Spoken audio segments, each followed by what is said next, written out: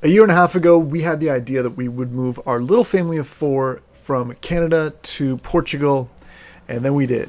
This is our story. So to give you a little context, we always thought that, hey, wouldn't it be nice to live in Europe? But, as life gets busy and you start working, you have kids, they have activities, it starts slipping further and further away. And you wonder, was that just an idea that we had? Are we ever going to be able to make that a reality? And it feels like it's slipping away. So flash forward, and in March 2020, we started hearing reports of this virus. China has identified the cause of the mysterious new virus. There's a lot of deaths, a lot of fear, and a lot of uncertainty around it, and our whole lives changed. Activity stopped.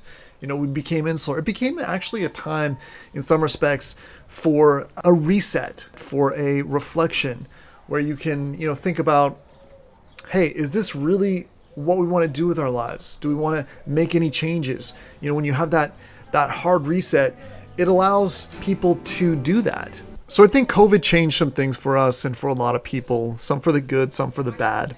One of the good things about COVID is I think it broke up patterns. It broke up perpetual habits. You could stop and look at your life.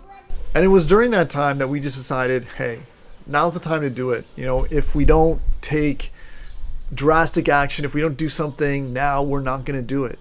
And then we did the most unconventional thing. We packed up and we moved our family of 4 to Lisbon, Portugal. And we've been here for almost a year and a half now. We got some great stories about it, and we've had some incredibly difficult challenges. And in this video and this whole series, we want to share with you what we went through and how we were able to overcome.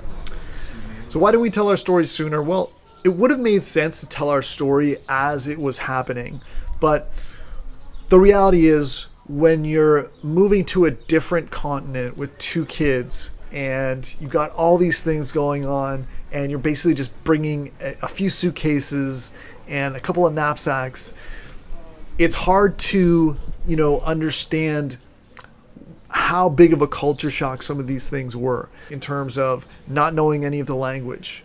I thought with my basic French, I'd be able to at least go into a restaurant and know what I was going to order. And that was certainly not the case when we first came to Portugal. However, the food has been absolutely fantastic. But there was just so much going on. We also were, our son plays competitive soccer, and so he was training, and we just had all these things going on. We were jumping from Airbnb to Airbnb, trying to figure out how to get the permanent residency, how to get a car that's not a rental car, because we were just going with the rental car. Walking to get our next rental car. These are just one of the many things that we've had to figure out and deal with in Portugal. So a lot of things going on, but now we're ready to tell that story, and we're able to tell it. I think it was a good thing because we're going to be able to tell it in a more coherent way so that we can share some of these experiences with the insight that we gained during that time. So we'll be able to look back and reflect and, really, be able to give good, valuable content that's also going to be entertaining. The first year was such a transitional time, trying to figure out very simple basic needs for our survival.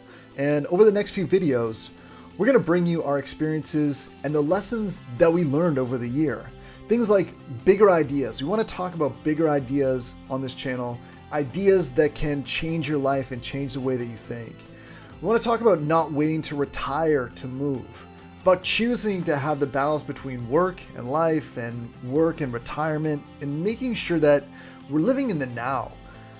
What it's like to move to a brand new country. Is it even worth it? What we regret, what we miss about our old life in North America. And about things like learning to be humble and grateful for small wins, because things have been challenging. About needing other people, looking for a friendly face, meeting new friends, needing to be humble enough to ask for help, and learning that you can't do it all on your own. And about how there's still so much good in the world. People, strangers who are willing to give you their time and help. Plus, we're going to talk about things that will make your trip to Europe easier. So stay for more of our videos of our little family of 4 slow living in Portugal. Be sure to like and subscribe to this video to follow our journey, and comment below so you can be part of it too.